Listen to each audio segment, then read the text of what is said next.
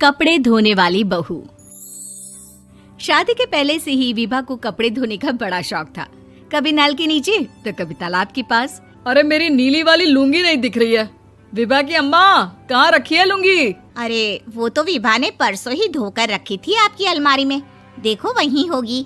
वो ना मैंने आज धो दी, मुझे लगा कि गंदी हो गई होगी।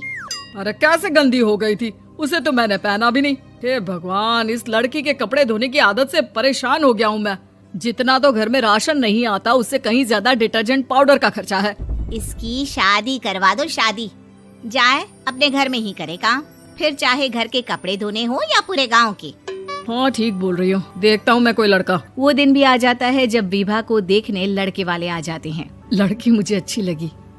होने वाली सास कहती है, बेटी अगर कुछ पूछना है तो पूछ लो। वैसे तो हमारी लड़की बहुत ही शर्मीली है, जो बोल दो वो मान लेती है, इसे क्या पूछना होगा। अरे कैसी बात कर रही हो माँ, मुझे इन लोगों के घर रहना है, सवाल तो कई है। हाँ हाँ बेटा, पूछ लो ना, क्या पूछना है। आप लोगों के घर कपड़े कौन धोता है? सास का मुंह बन जाता है। देखो, अगर तुम ये कहना चाहती हो कि तुम्हें कपड़े धोने नहीं आते तो सुन लो, कपड़े मैं ही धोती हूँ, लेकिन तुम्हारे आ जाने के बाद मैं रुमाल तक नहीं धोऊंगी। अरे चुप रहना भाग्यवान, बहू बेचारी घर आई नहीं, उसे डराना शुरू कर दिया। वो क्या है ना बिटिया, अभी तक तो ये कल्लू की माँ ही धोती थी, लेकिन अब तुम्हारे पापा तो दहेज में वॉशिंग मशीन देंगे ही। तभी विभा की माँ बोल पड़ती है, सवाल भी पूछा तो क्या। वैसे भाई साहब, मशीन की तो फिर भी कपड़े धोने की कैपेसिटी होती है। मतलब जो बिटिया दे रहे हैं ना विभा, इसे कपड़े धोने का बहुत शौक है। ये आप लोगों के क्या, आस पड़ोस गांव मोहल्ले सबके कपड़े धो दे और उफ तक ना करे। बाहर देखा नहीं आपने कितने कपड़े सूख रहे हैं? सब हमारी बिटिया ने ही तो धोए हैं। बस भी करो ना माँ, शर्म आ रही इतनी तारीफ सुनकर। और तो और एक दाग निकाल कर दिखाओ तो मान जाऊं। हाँ अच्छा, माफ करना बेटा, मैंने गलत समझा। हमें तो रिश्ता बहुत पसंद है। और ऐसे जुड़ जाता है रिश्ता कपड़े धोने का शौक रखने वाली विभा का। उसकी शादी हो जाती है कोयला फैक्ट्री में काम करने वाले कल्लू के साथ। शादी के बाद अचानक विभा चिल्लाती हुई सास के पास आती है। सासू माँ, अरे सासू माँ कहाँ है आप? ये तो धोखा है, धोखा दिया आप लोगों ने मुझे। इस ससुर के चक्कर के बारे में पता चल गया। अरे तो उसमें तुझे क्यों धोखा मिला है? अरे नल में पानी नहीं आता, कपड़े कैसे कब धुलेंगे? अच्छा, तू पानी नहीं आ रहा उसकी बात कर रही है। तो आपने क्या सोचा? कुछ नहीं। अच्छा, तेरी माँ ने कहा था कि कपड़े धोने का शौक है तुझे, याद आया मुझे। शौक बोलकर कपड़े धोने वाले मेरे जुनून को कम ना आके सासू माँ, कपड़ा धोना मेरा गुरूर है। तभी पति भी वहाँ आ जाता है। अभी मैंने इसे सनी देओल की फिल्म दिखाई है, उसी के डायलॉग मार रही है माँ। अच्छा सुन, साफ बता रही हूँ, पानी सुबह 4 से 6 और शाम को 10 से 12 आता है, समझी? विभा टाइमिंग सुनकर हैरान हो जाती है। ये क्या भूतों का मोहल्ला है?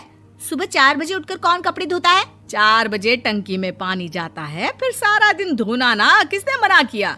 अरे कैसी बात कर रही हैं? 200 लीटर की टंकी में कितने कपड़े धो लूंगी मैं, सुबह ही उठ जाऊंगी मैं। अब क्या था, विभा सुबह 4 से लेकर रात के 12 बजे तक कपड़े ही धोती रहती।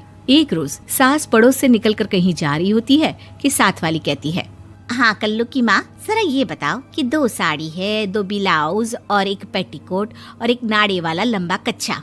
हाँ तो? अरे तो क्या, कितना लोगी धुलाई ये बताओ। धोबन दिख रहे हैं हम क्या? हमारे पति सरकारी नौकरी से अभी रिटायर हुए हैं और बेटा सुपरवाइजर है कोयला फैक्ट्री में। धोबन समझ रखा है हमें।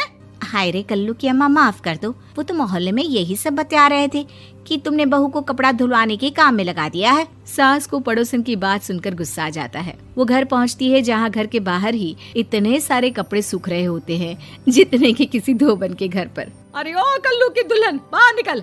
माँ जी यहीं आ जाओ, बाथरूम में चादर धो रहे हैं हम। अरे अभी हम धोते हैं, तुमको बाहर निकलो। ये आस पड़ोस वाले बोल रहे हैं कि हम बहू से कपड़े धुलवा कर उसे कपड़ा धोने वाली बना दिए हैं। अरे छोड़ो ना माँ जी, किन लोगों की बातों में आती हो?